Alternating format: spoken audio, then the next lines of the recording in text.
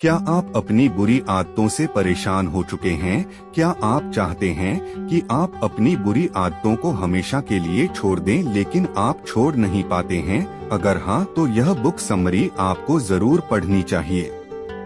हमारे दिमाग में दो तरह के बिहेवियरल पैटर्न होते हैं। पहला बिहेवियरल पैटर्न ऑटोमेटिक ब्रेन से आता है और दूसरा बिहेवियरल पैटर्न कॉन्शियस ब्रेन से। ऑटोमेटिक ब्रेन वो ब्रेन होता है जो अपने आप में ही काम करते रहता है, लेकिन वही कॉन्शियस ब्रेन वो काम करता है जो हमारे लिए सही होता है। यही वजह है कि अक्सर यह दोनों ब्रेन आपस में टकराते रहते हैं। ऑटोमेटिक ब्रेन की वजह से ही हम बार बार उस काम को करने लगते हैं जिसे हम छोड़ने की कोशिश करते हैं। आप डाइटिंग करने की कोशिश करते हैं, लेकिन आप चॉकलेट खाने लग जाते हैं।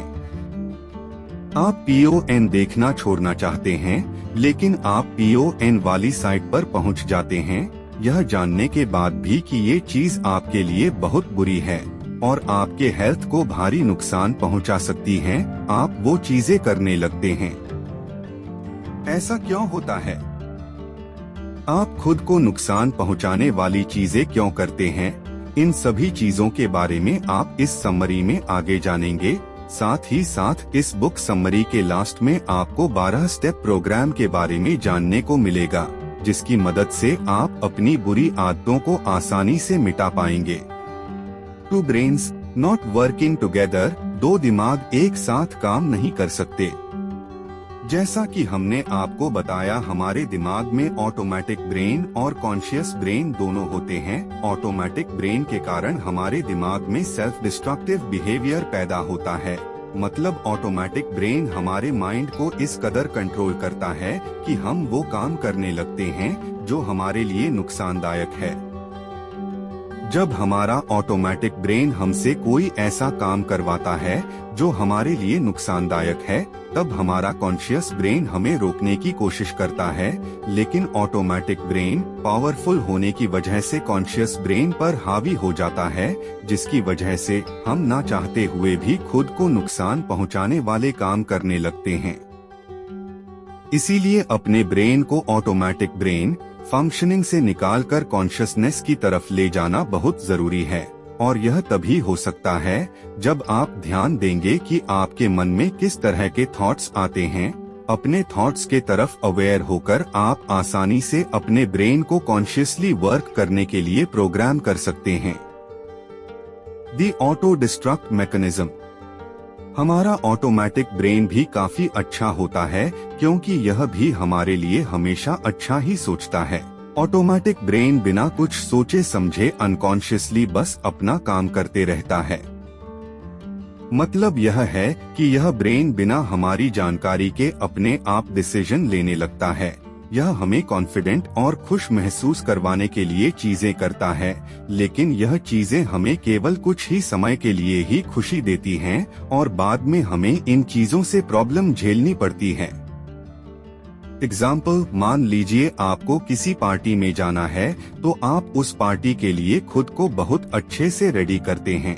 आप जिस तरह के कपड़े नहीं पहनते हैं, आप उस तरह के कपड़े भी खुद को अट्रैक्टिव दिखाने के लिए पहनने लगते हैं, क्योंकि कहीं ना कहीं आपके अनकॉन्शियस ब्रेन में यह बात होती है कि आपको पार्टी में सबसे अच्छा दिखना है। चाहे अब बाद में अपने कपड़े के वजह से अनकंफर्टेबल ही क्यों ना फील करने लगे। हर किसी के ऐसा साथ होता है।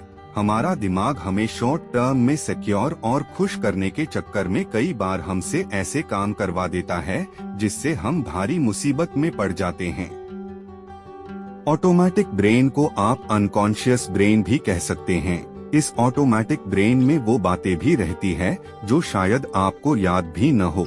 आप यूं समझ सकते हैं कि ये ब्रेन आपके बारे में आपसे ज्यादा जानता है। ये आपकी ताकत, आपकी कमजोरियों को बखूबी समझता है।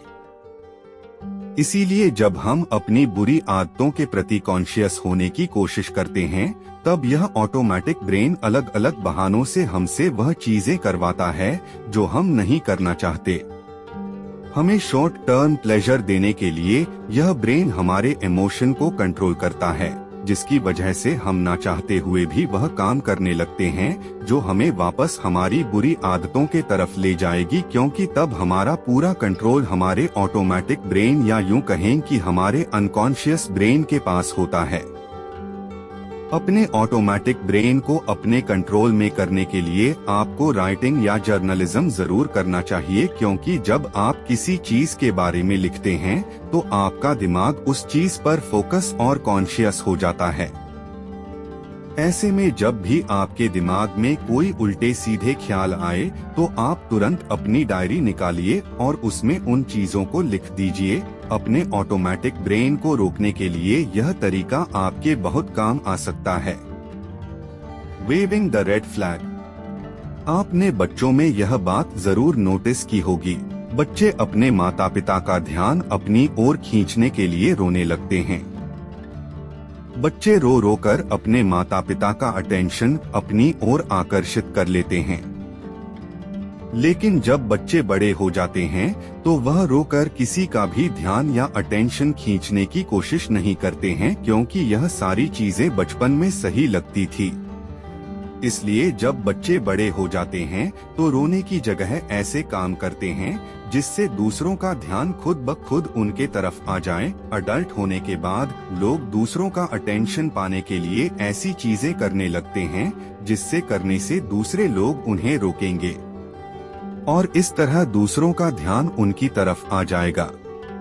जिस तरह बुल फाइटिंग गेम में बैल का ध्यान अपनी ओर खींचने के लिए खिलाड़ी बैल को लाल झंडा दिखाता है, ठीक उसी तरह लोग दूसरों का ध्यान अपनी ओर खींचने के लिए दूसरों को अपना सेल्फ डिस्ट्रक्टिव बिहेवियर दिखाते हैं। Self destructive behaviour automatic brain की करामात होती है। जब हम खुद को नुकसान पहुंचाने वाले काम करने लगते हैं तो वह काम सेल्फ डिस्ट्रक्टिव बिहेवियर कहलाती है। आपने संजू मूवी में देखा होगा कि जब संजय दत्त को उनके पापा डांटते थे या उन पर काम का प्रेशर डालते थे तो वह ड्रग्स लेने लगते थे, जिसके बाद कुछ समय के लिए तो उन्हें अच्छा लगता, साथ ही साथ उनके पिता का ध्यान भी उनकी तरफ आ जाता था। यही सेल्फ डिस्ट्रक्टिव बिहेवियर होता है। सेल्फ डिस्ट्रक्टिव नेचर वाले लोग दूसरों का ध्यान खींचने के लिए अक्सर इस तरह की ही चीजें करते हैं। इस तरह के बिहेवियर को कैसे रोका जा सकता है, यह जानने से पहले यह जानना थोड़ा जरूरी है कि लोग आखिर इस तरह का काम करते क्यों हैं। पहला कारण यह हो सकता है कि वह लोग जो खुद को ही नुकसान पहुंचाते हैं, उन लोगों को बचपन में कभी भी उनके माता पिता का प्यार, समय और रिस्पेक्ट नहीं मिला हो, जिसकी वजह से वे लोग अपने माता पिता का ध्यान आकर्षित करने के लिए सेल्फ डिस्ट्रक्टिव बिहेवियर शो करते हैं। दूसरा कारण यह भी हो सकता है कि ऐसे लोगों को उनके बचपन में कभी भी वो अप्रिशिएशन मिला ही ना हो जिससे एक बच्चा स्ट्रॉन्ग बनता है, जिसकी वजह से इन बच्चों को खुद में ही कमी नजर आने लगती है। और यह लोग खुद को लेकर इतने ज्यादा अंडर कॉन्फिडेंट होते हैं कि खुद के अंदर के कमियों को छुपाने के लिए ये लोगों के सामने सेल्फ डिस्ट्रक्टिव बिहेवियर दिखाकर लोगों की सोच को मैनिपुलेट करने की कोशिश करते हैं। इस तरह के सेल्फ डिस्ट्रक्टिव नेचर के लोग दूसरों का ध्यान खींचने के लिए ड्रग्स, अल्कोहल जैसी चीजों का नशा करने लगते हैं। पहले तो यह लोग सिर्फ दूसरों का अटेंशन पाने के लिए एडिक्शन का सहारा लेते थे, लेकिन फिर उन्हें एहसास होता है कि वे पूरी तरह से अपने एडिक्शन के शिकार हो चुके हैं। They are hooked with the addiction. यह एहसास उन्हें तब होता है जब उन्हें पता चल जाता है कि अब उनका एडिक्शन उनके कंट्रोल में नहीं है। कुछ लोग अपनी बुरी आदतों के चपेट में इस तरह फंस जाते हैं कि वह चाहकर भी इससे बाहर नहीं निकल पाते। ऐसे में अगर सेल्फ डिस्ट्रक्टिव नेचर लोगों को खुद को ट्रैक पर वापस लाना है तो उन्हें सबसे पहले यह एक्सेप्ट करना होगा कि वह कुछ भी कर लें, लेकिन दूसरों का ध्यान या उनका प्यार इस तरह से कभी नहीं पा सकते हैं। एडिक्शन का सहारा लेकर वह कभी भी किसी का ध्यान अपनी ओर नहीं खींच सकते। ऐसे लोगों को यह समझना होगा यह काम करके वह सिर्फ खुद को नुकसान पहुंचा रहे हैं। इन बातों को समझने के बाद बुरी आदतों से परेशान लोगों को अपने अंदर विल पावर और सेल्फ कंट्रोल बढ़ाने की कोशिश करनी चाहिए, क्योंकि विल पावर और सेल्फ कंट्रोल के बिना किसी भी बुरी आदत को छोड़ना नामुमकिन है। ये दोनों ऐसी एबिलिटीज है जो बुरी आदतों को छोड़ने में लोगों की मदद करती है। बुरी आदतों को छोड़ने के लिए ऑथर इस बुक में 12 स्टेप प्रोग्राम बताते हैं, जिसे फॉलो करके कोई भी इंसान अपनी बुरी आदतों को छोड़ सकता है। 1. अगर आप सचमुच किसी बैड हैबिट या एडिक्शन को छोड़ना चाहते हैं, तो आपको यह स्वीकार करना होगा कि आप अपने बैड हैबिट्स के चपेट में हैं और यह बैड हैबिट आपकी कंट्रोल में नहीं है। 2. आपको एक बार में कोई लंबा हाथ नहीं मारना है, बल्कि आपको एक एक दिन अपने बैड हैबिट से दूर रहने की कोशिश करनी है। आपको एवरीडे खुद को याद दिलाना है कि आज आप कोई भी सेल्फ डिस्ट्रक्टिव काम नहीं करेंगे। 3. आपको इस बात को भी मानना होगा कि ऐसे दिन भी आएगा जब आपका कंट्रोल आपके बस के बाहर चला जाएगा। ऐसे वक्त में आपको खुद को सिर्फ यही याद दिलाना है कि यह वक्त भी बीत जाएगा और अपना मकसद आपको याद करना होगा कि क्यों आप इस हैबिट को छोड़ना चाहते हैं। 4. बुरे विचारों को मन से हटाने के लिए आपको अपना ध्यान अपने मोरल वैल्यूज पर ले जाना होगा और यह ठान लेना होगा कि आप किसी भी कीमत पर उस काम को नहीं करेंगे।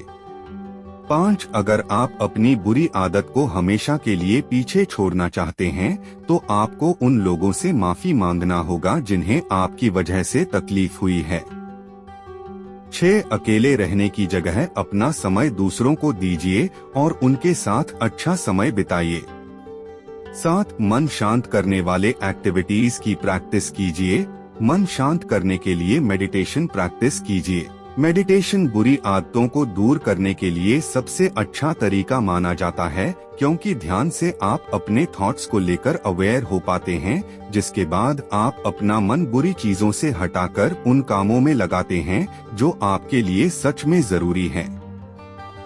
8. आदत को हमेशा हमेशा के लिए दूर भगाने के लिए आपको यह सोचना चाहिए कि you can fake it until you make it, क्योंकि जब आपका हौसला टूटने लगेगा तो यह बात ही आपको मोटिवेशन देंगी।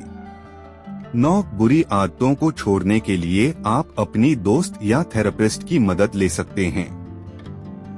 10. अपने बुरे विचारों से छुटकारा पाने के लिए आपको लिखना शुरू करना चाहिए, क्योंकि जब आप लिखेंगे तो आपका ध्यान कॉन्शियस तरीके से उन बातों पर जाएगा जिसे आप नहीं करना चाहते। 11. अपने ऊपर ज्यादा प्रेशर मत डालिए और छोटे छोटे स्टेप्स लेकर अपने बैड हैबिट्स को दूर कीजिए। 12. इन सभी चीजों को आपको एक दिन नहीं बल्कि हर रोज करना होगा और शायद आपको काफी लंबे समय तक इन चीजों की प्रैक्टिस करनी होगी, तभी आप अपनी बुरी आदतों को छोड़ पाएंगे। कंक्लूजन। तो दोस्तों, इस समरी को पढ़ने के बाद आप अपनी बुरी आदतों को आसानी से छोड़ सकते हैं, लेकिन बस आपको कुछ प्रोसेस फॉलो करनी होगी। और do subscribe this channel for more educational video.